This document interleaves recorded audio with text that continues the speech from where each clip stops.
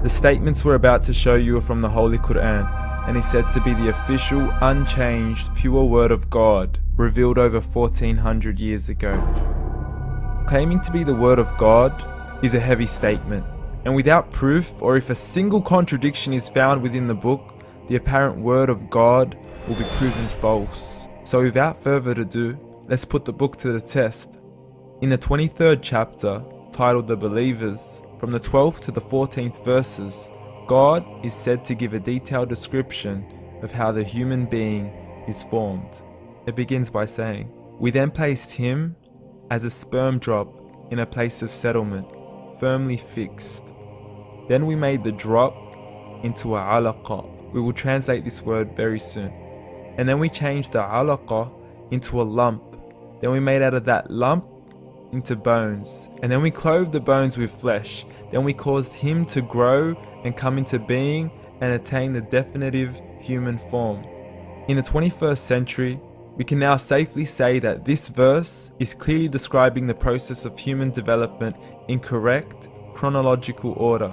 However, what we should be paying attention to in particular is the second stage, referring to the development of the embryo. The specific word used to describe the embryo in this verse is the word alaqa. The word alaqa, when translated into English, can mean three separate things. Firstly, a blood clot, or to be suspended, that is to be hanging or clinging to something, or thirdly and finally, a leech. Now, all three definitions don't come anywhere near what we perceive to be the human embryo.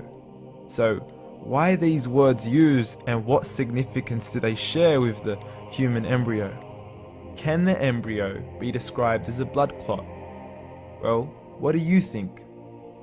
In the 3rd week of embryonic development, a tubular heart joins with the blood vessels to form a primordial cardiovascular system, and by the end of the 3rd week, the blood is circulating and the heart begins to beat on day 21. The first thing that comes to mind in regards to being suspended or hanging is the umbilical cord.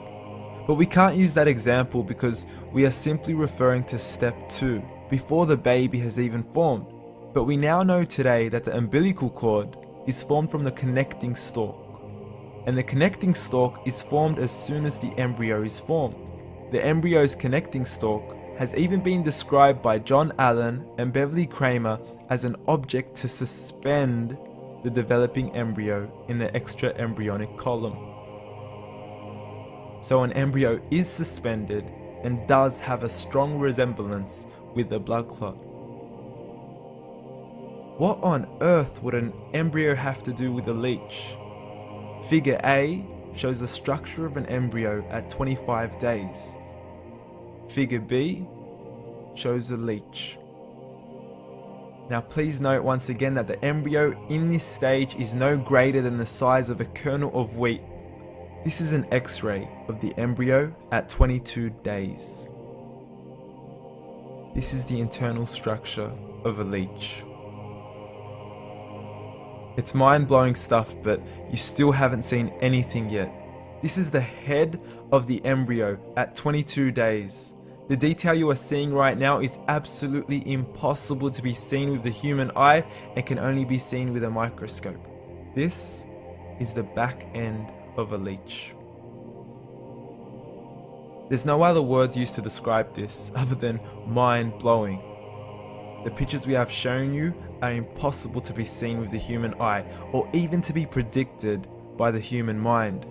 Once again, the verses we have shown you were revealed over 1400 years ago to a man who couldn't read nor write. Are these the words of God? Descriptions of the human embryo in the Quran cannot be based on scientific knowledge in the 7th century. The only reasonable conclusion is that these descriptions were revealed to Muhammad from God, from God, from God, from God, from God.